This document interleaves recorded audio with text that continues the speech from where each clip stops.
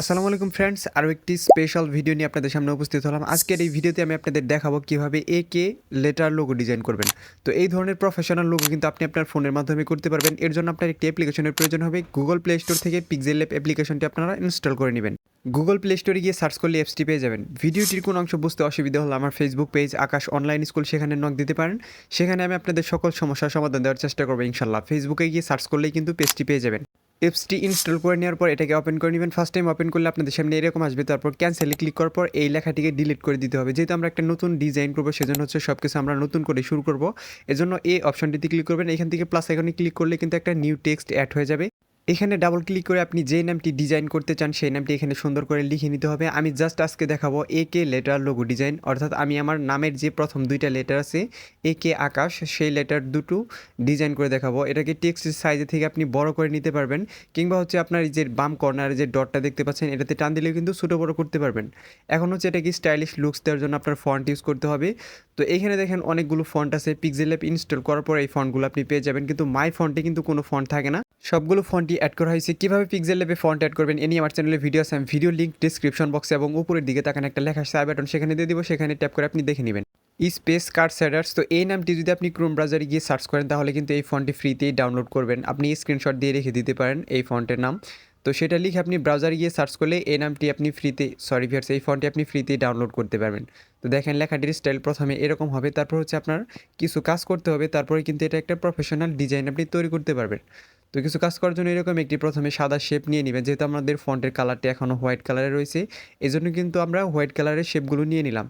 তো হোয়াইট কালারের শেপটিকে এরকমভাবে আপনার এর যে অ্যাঙ্গেল আছে সেই অ্যাঙ্গেল অনুযায়ী বাঁকা করে সুন্দর করে বসিয়ে দিবেন এবং এটাকে কপি করে নেবেন। জাস্ট কপি করার পর কের যে মাথা আছে, অর্থাৎ কের যে স্টিক আছে সেই স্টিক বরাবর অ্যাঙ্গেল অনুযায়ী বাঁকা করে এটাকে সম্পূর্ণ লেয়ারগুলোকে মার্চ করে একটা পিকচার বানিয়ে নিতে হবে। অর্থাৎ তিনটা লেয়ারকে আমরা একটা লেয়ারে মার্চ করে নিব। তো দেখেন এখন কিন্তু এটা একটা পিকচার হয়ে গেছে। এখন আপনি এটা নাড়াচাড়া করলে কিন্তু একটা পিকচার নাড়াচাড়া হবে, অর্থাৎ সম্পূর্ণ লেয়ারগুলো নাড়াচাড়া হবে।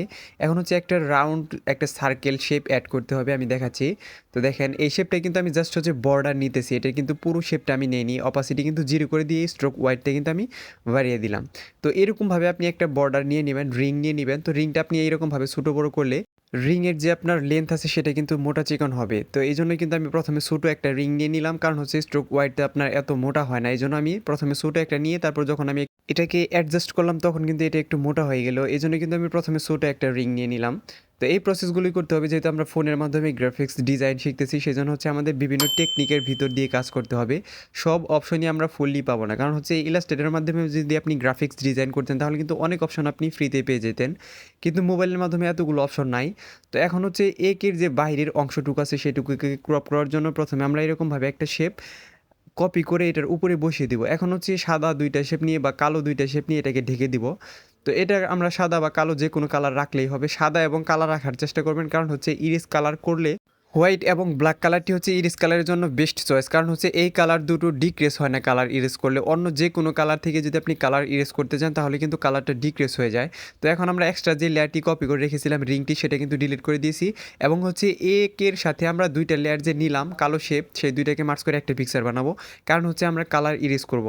কালার ইরেজ করতে কিন্তু আপনারা একটু সমস্যায় পড়ে যাবেন, কারণ হচ্ছে এখান থেকে অটোমেটিকলি হোয়াইট কালারটি কিন্তু ইরেজ হয়ে যাবে। আমাদের কালো কালারটি ইরেজ করার জন্য পেন্সিল আইকনে ক্লিক করার পর এখান থেকে আপনার কালো কালারটি সিলেক্ট করে তারপর হচ্ছে আমাদের টলারেন্স বাড়িয়ে দিতে হবে। তো দেখেন এখন কিন্তু আমাদের কালো কালারটুকু ইরেজ হয়ে গেছে। এখন এই দুইটা লেয়ারকে মার্চ করে একটা পিকচার বানিয়ে নিব, তারপর হচ্ছে এটার কালার চেঞ্জ করে দিব। এটা কিন্তু ভালো দেখা যাচ্ছে না। আমরা যেহেতু এডিটিং করতেছি এখনও কিন্তু আমাদের কালার প্রসেসিংয়ে আমরা যাই না, এখন জাস্ট এডিটিং করার সুবিধার্থে আমরা হোয়াইট এবং ব্ল্যাক কালারটি ইউজ করতেছি। পরবর্তীতে এই শেপটির কালার আমরা চেঞ্জ করব। কীভাবে করবেন সেই প্রসেসটি আমি ধাপে ধাপে দেখিয়ে দিব।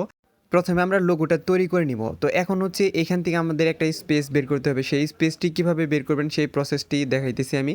তো এখান থেকে এরকম একটা শেপ নিয়ে নেবেন। এরকম একটা শেপ নেওয়ার পর এটার কালার হোয়াইট দিয়ে দিবেন। এখন এটাকে জাস্ট একটা সাইড রেখে দিতে হবে।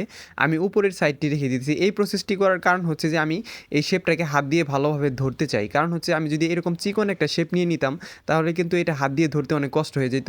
এজন্য হচ্ছে আমি একটু স্পেস জায়গা রেখে এটাকে ধরার জন্য আমি এই প্রসেসগুলো করলাম। এখন হচ্ছে এই তিনটা লেয়ারকে মার্চ করে আবার একটা পিকচার বানাতে হবে, তারপর হচ্ছে আবার আমাদের কালার ইরেজ করতে হবে। তো এখন হচ্ছে আপনার ইরেজ কালার অপশনটি খুঁজে বের করবেন।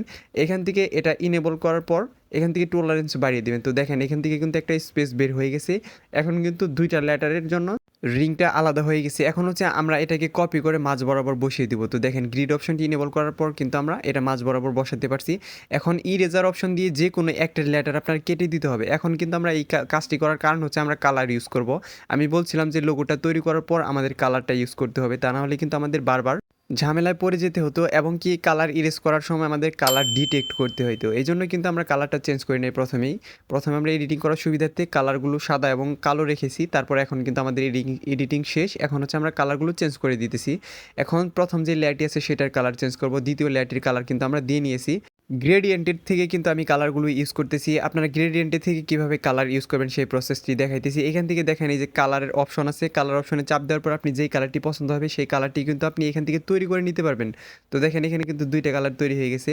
তো এই কালারগুলো আমি ইউজ করব। এখানে আমি জাস্ট হচ্ছে আমার ফুল নেমটা লিখে দেবো। তার আগে আমি এই 2টার লোগোকে মার্চ করে একটা পিকচার বানিয়ে নেব, কারণ হচ্ছে এটা যে কোনো সময় কিন্তু নাড়াচাড়া লেগে নষ্ট হয়ে যেতে পারতো। এই জন্য এটাকে আমি মার্চ করে একটা পিকচার বানিয়ে নিলাম। এখন হচ্ছে যে আমাদের যে ফুল নেমটা আছে সেটা এখানে লিখে নেব ছোটো করে। আমি আমার নামটি লিখে নিব, আপনারা আপনাদের নামের লেটারগুলো ডিজাইন করবেন এবং কি আপনাদের নামটা এখানে কিন্তু সুন্দর করে লিখে নিতে পারবেন। এখানে আমি আমার নামটা লিখে নিলাম, এখানে বড় হাতের করে নিলাম। এখন হচ্ছে এটাকে স্টাইলিশ লুকস দেওয়ার জন্য কিন্তু আমাদের ফন্ট ব্যবহার করতে হবে। আবার ফন্ট নিয়ে যে সমস্যাটি সেটা কিন্তু আমি প্রথমে বলে দিছি, যে পিক্সেল ল্যাবে যেইভাবে ফন্ট অ্যাড করবেন সেই ভিডিওটা আমি ভিডিও শেষে দিয়ে দিব এবং ডেসক্রিপশন বক্সেও দিয়ে দিব এবং কি আপনার আই বাটনে দিয়ে দিব, সেখানে ট্যাপ করে আপনারা দেখে নিতে পারবেন। তো এখান থেকে আরেকটি ফন্ট ব্যবহার করলাম, এটা হচ্ছে ব্রাউজার ফন্ট। আগে ব্যবহার করছি আমি কার্সকেডার, এখন ব্যবহার করলাম হচ্ছে ব্রাউজার। তো এরকমভাবে আপনি এই ফন্টগুলি স্ক্রিনশট দিয়ে যদি আপনি ক্রোম ব্রাউজারে গিয়ে সার্চ করেন তাহলে কিন্তু এই ফন্টগুলো আপনি ফ্রিতেই ডাউনলোড করতে পারবেন, কোনো টাকা পয়সা লাগবে না।